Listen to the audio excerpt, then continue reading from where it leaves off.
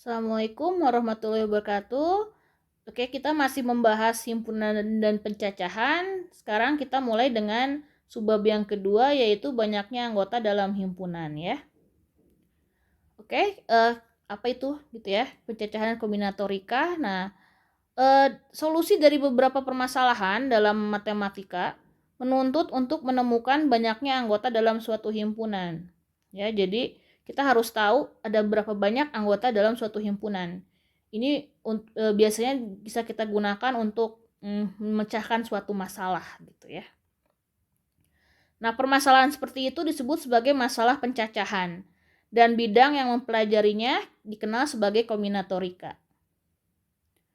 Nah, banyaknya anggota dalam himpunan hingga ya, jadi dalam himpunan yang anggotanya berhingga, ditentukan dengan menghitung anggota di dalam himpunan. Jadi kita hitung anggotanya ada berapa ya.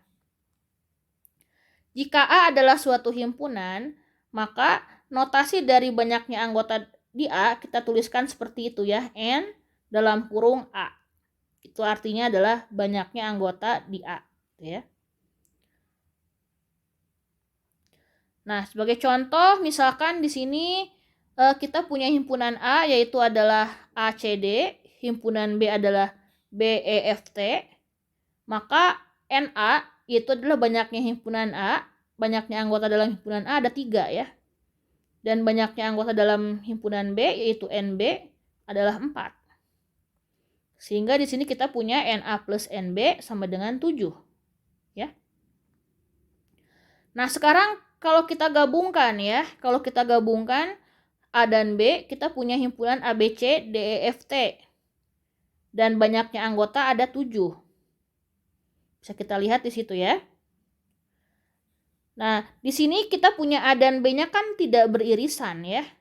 Tidak ada anggota A yang di B dan tidak ada anggota B yang di A. Oke, jadi himpunannya irisannya himpunan kosong di sini ya.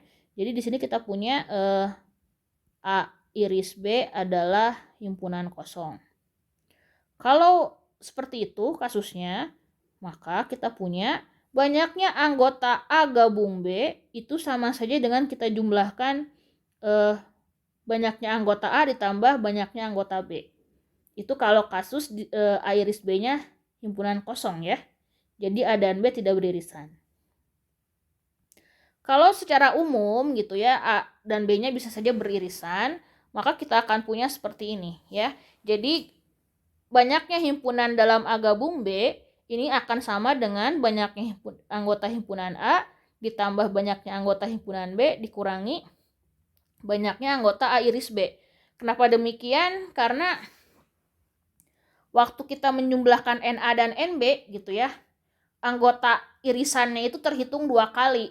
Makanya kita kurangi sekali lagi ya, supaya hanya terhitung sekali gitu. Nah, kalau kita punya 3 himpunan kita gabungkan, maka di sini kita jumlahkan NA, NB, NC, kemudian kita kurangkan dengan NA iris B, itu alasannya sama ya, karena terhitung 2 kali, begitu pula dengan NA iris C dan NB iris C. Tapi di sini kita jumlahkan dengan ini ya, N dari A iris B iris C, karena ketika mengurangkan NA iris B, NA iris C, NB iris C, dia dikurangi gitu ya, dia jadi hilang si NA iris B iris C-nya itu gitu ya, makanya jadi seperti ini ya. Sifat ini ya kita bisa gunakan. Kita ke contoh ya.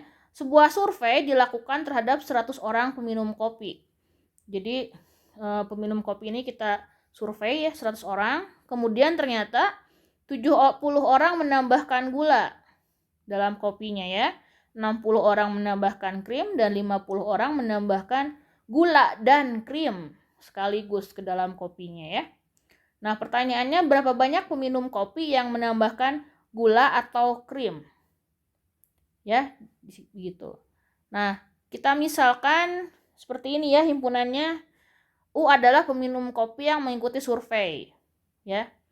Kemudian A adalah peminum kopi yang menambahkan gula ke dalam kopi mereka. Dan B adalah peminum kopi yang menambahkan krim. Seperti itu ya. Maka di sini kita ketahui bahwa NU-nya 100 ya, yang ikut survei 100 orang. NA-nya 70 tadi ya. NB-nya 60. Kemudian yang menambahkan gula sekaligus krim berarti A iris B, dia ada sebanyak 50.